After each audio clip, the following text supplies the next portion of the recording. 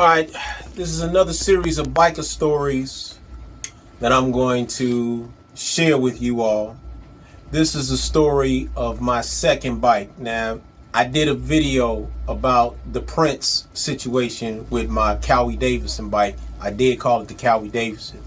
So if you all get a chance to watch that, then you'll see the correlation. Alright. Back in 2004, I had just got my first bike. It was a 79 Honda CB750 Super Sport. All right. I called it Monster. I just got it repaired. It was a shortage. Shout out to Guy Cycle. They were in Markham, Illinois at the time. They fixed the bike. Got it done real quick. I got the bike the very next day. The day after that, I had a beautiful evening with my girlfriend at the time. Made my way in. I was on my way to work. And instead of just going straight to the shop, I decided I wanted to go see an old buddy of mine. He just passed away too. Rest in peace, Brother Parker. We call him Mr. Parker. The man was the beast when it came to fixing cars. All right. Neighborhood legend. On my way there, lady cut me off. My bike is out of there. It wasn't totaled, but it needed work. So now I'm without a bike. I'm pissed off. I just got this bike out the shop, literally. Now it's going to a junkyard. Remember this story. About another month, a friend of mine, Paul, we call him Godfather, had a buddy who had a bike and he was selling it. So I just really wanted a bike. He said it was fixable, it wasn't bad, we could put to work on it, etc. Bike was my second bike, 81 Cowie LTD 750, aka the Cowie Davidson. Got the bike going, got it working. Took my first trip out of town with the bike, but it kept doing overheating. Thankfully, it made it back. Everybody that saw that bike was trying to get over on me on this bike. Until I came home and I met a guy by the name of Rudolph. Rudolph was a legend. He actually beat Evel Knievel's record in jumping over stuff. He was a part of a group called the Dirty Dozens. But there was another guy that he worked with. Short, small dude named Michael. They called him Super Fast Mike. I showed them the bike.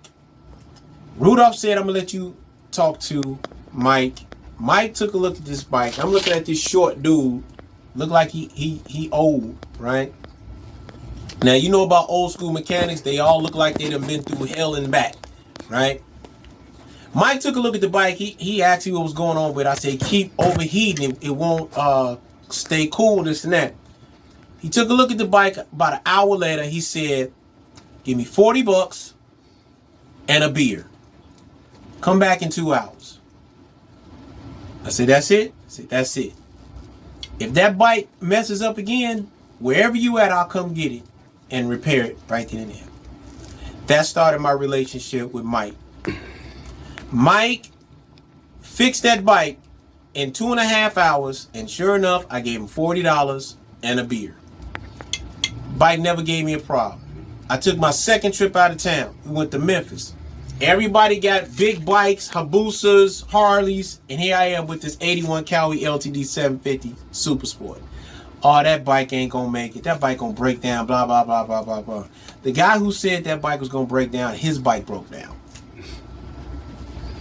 Everybody on these big ass bikes whipping my butt until we came home. Everybody beat me on the road, but I made it home first with 2 other guys. And they trying to figure out how the heck my brand new bike break down but yours didn't. Because I had somebody that knew old bikes, like Super Fast Mike. Here's another story. I got my first bike back. I hooked up with the guy. I still talk to these guys today. They had my bike in Robbins, Illinois. Shout out to everybody in Robbins, Chosen Breed. They got the clubhouse out there, the Mother's Chapter. The guy called me up out of the blue. This is February 2005.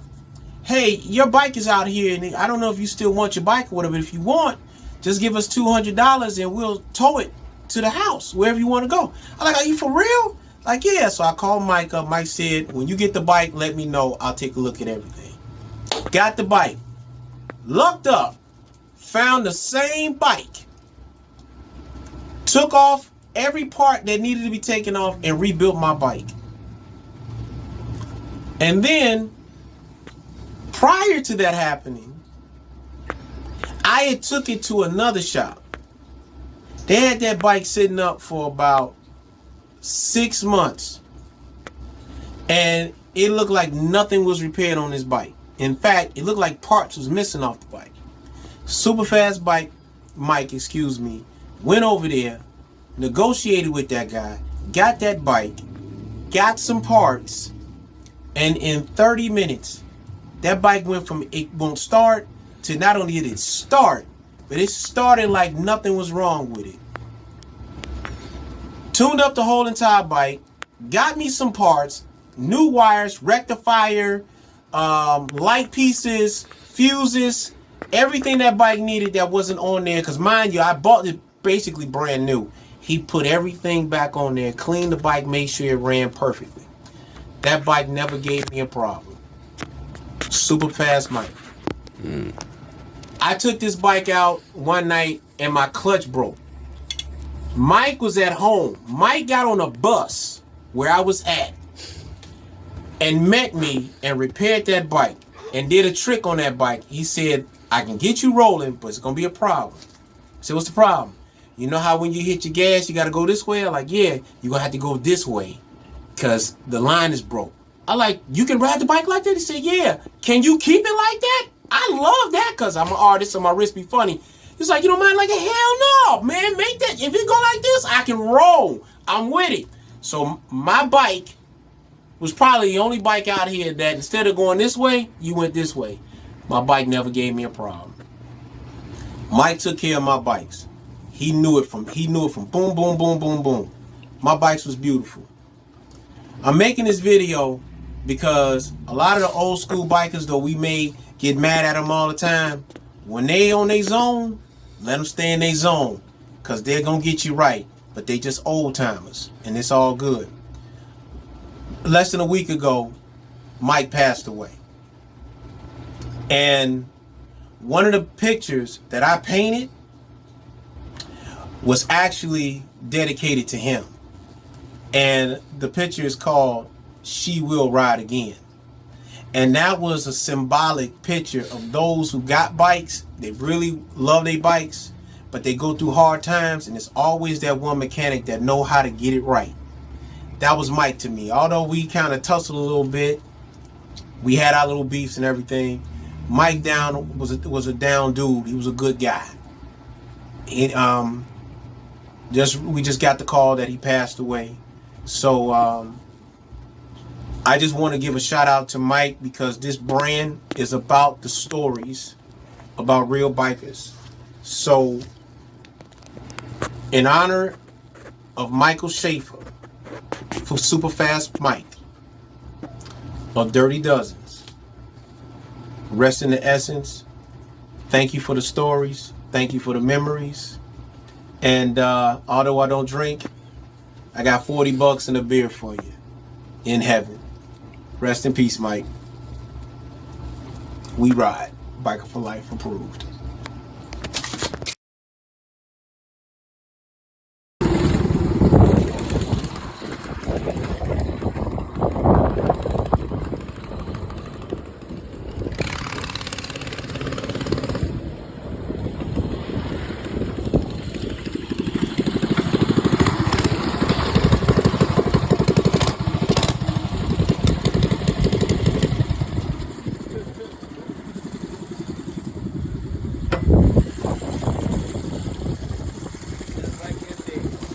Man.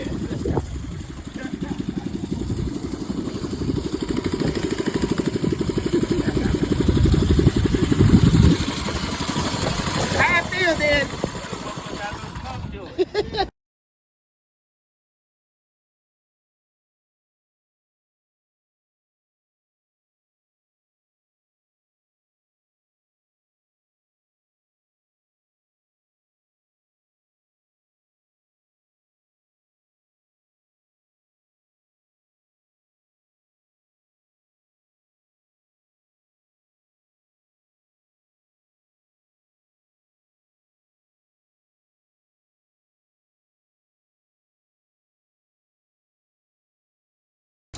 Alright, this is another series of biker stories that I'm going to share with you all. This is a story of my second bike. Now, I did a video about the Prince situation with my Cowie Davidson bike. I did call it the Cowie Davidson. So